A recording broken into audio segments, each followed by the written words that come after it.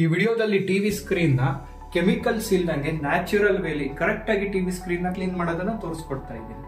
TV screen ಮೇಲೆ aunty reflective coating ಇರುತ್ತೆ.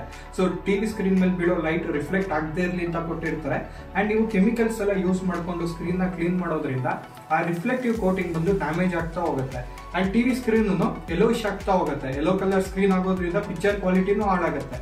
So ಅದಕ್ಕೆ ನಾನು ಈ ವಿಡಿಯೋದಲ್ಲಿ ಯಾವುದೇ ರೀತಿ ಕೆಮಿಕಲ್ಸ್ ನ ಯೂಸ್ ಮಾಡ್ದಂಗೆ ಅಂಡ್ ಯಾವುದೇ ರೀತಿ ಸ್ಕ್ರಾಚ್ ಆಗದಂಗೆ ಡ್ಯಾಮೇಜ್ ಆಗದಂಗೆ ಕರೆಕ್ಟ್ ವೇಲಿ ಯಾವ ರೀತಿ ಕ್ಲೀನ್ ಮಾಡೋದಂತ ಈ ವಿಡಿಯೋದಲ್ಲಿ ತಿಳಿಸ್ಕೊಡ್ತಾ ಇದ್ದೀನಿ. ನೀವು ಇನ್ನೂ ನಮ್ಮ ಚಾನಲ್ಗೆ ಸಬ್ಸ್ಕ್ರೈಬ್ ಆಗಿಲ್ಲ ಅಂದ್ರೆ ಕೂಡಲೇ ಸಬ್ಸ್ಕ್ರೈಬ್ ಮಾಡಿ ಬನ್ನಿ ಕ್ಲೀನ್ ಮಾಡೋದನ್ನ ನೋಡೋಣ.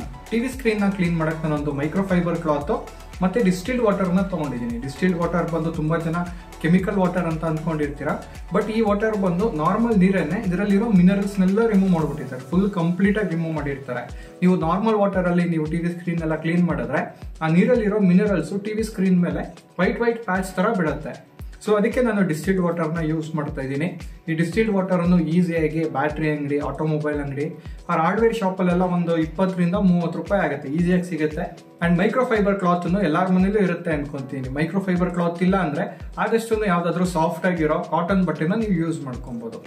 ಈಗ ಟಿವಿನ ಕ್ಲೀನ್ ಮಾಡಕ್ಕೆ ಫಸ್ಟ್ ಸ್ಟೆಪ್ ಬಂದು ಟಿವಿನ ಆಫ್ ಮಾಡಬೇಕಾಗುತ್ತೆ. ರಿಮೋಟ್ ಅಲ್ಲ, ಡೈರೆಕ್ಟ್ ಸ್ವಿಚ್ ನ ಆಫ್ ಮಾಡಬೇಕಾಗುತ್ತೆ. ಈಗ ಟಿವಿ ಸ್ಕ್ರೀನ್ ನ ಕ್ಲೀನ್ ಮಾಡಕ್ಕೆ ನಾನು ಮೈಕ್ರೋಫೈಬರ್ ಕ್ಲಾತ್ ನ ತಗೊಂಡು ಟಿವಿ ಮೇಲೆ ಧೂಳು ಇರುತ್ತಲ್ಲ, ಧೂಳನ್ನ ಕ್ಲೀನ್ ಮಾಡ್ಕೊಬೇಕಾಗುತ್ತೆ. ನಾವು ಡೈರೆಕ್ಟ್ ಡಿಸ್ಟಿಲ್ಡ್ ವಾಟರ್ ನ ಹಾಕಿ ಆ ಧೂಳನ್ನ ಕ್ಲೀನ್ ಮಾಡೋದ್ರಿಂದ ಧೂಳು ಎಲ್ಲ ಟಿವಿಗೆ ಅಂಟ್ಕೊಳ್ಳೋ ಚಾನ್ಸಸ್ ಇರುತ್ತೆ. ಮೈಕ್ರೋಫೈಬರ್ ಕ್ಲಾತ್ ಡ್ರೈ ಆಗಿದೆ. ಸೊ ಅದರಲ್ಲಿ ಟಿವಿ ಸ್ಕ್ರೀನ್ ಮೇಲೆ ಇರೋ ಧೂಳನ್ನ ಕ್ಲೀನ್ ಮಾಡ್ಕೊತಾ ಇದ್ದೀನಿ ನೋಡಿ. ಸೊ ಈ ಟಿವಿ ಬಂದು ಸ್ಯಾಮ್ಸಂಗ್ ಫ್ರೇಮ್ ಟಿವಿ. ಇದು ತುಂಬಾನೇ ಪ್ರೆಷರ್ ಹಾಕ್ಬಾರ್ದು, ಲೈಟ್ ಆಗಿ ಒರೆಸ್ಕೊಬೇಕು. ಪ್ರೆಷರ್ ಹಾಕಿದ್ರೆ ಸ್ಕ್ರೀನ್ ಡ್ಯಾಮೇಜ್ ಆಗೋ ಚಾನ್ಸಸ್ ಇರುತ್ತೆ.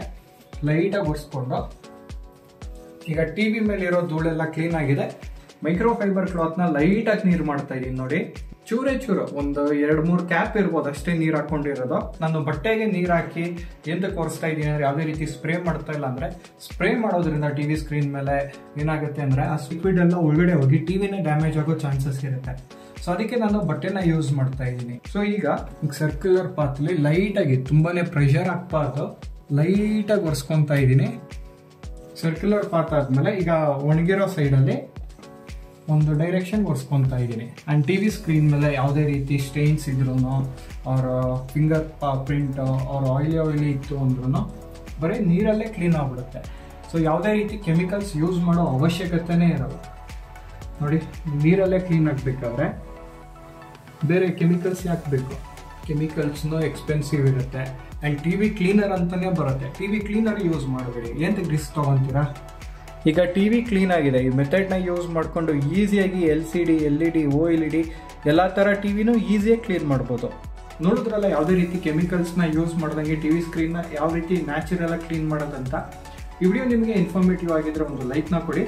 ಇದೇ ರೀತಿ ಕನ್ನಡದಲ್ಲಿ ಟೆಕ್ ವಿಡಿಯೋಸ್ಗಾಗಿ ಟೆಕ್ಕಿಗನ್ನ ಸಬ್ಸ್ಕ್ರೈಬ್ ಆಗಿ. Thanks for watching.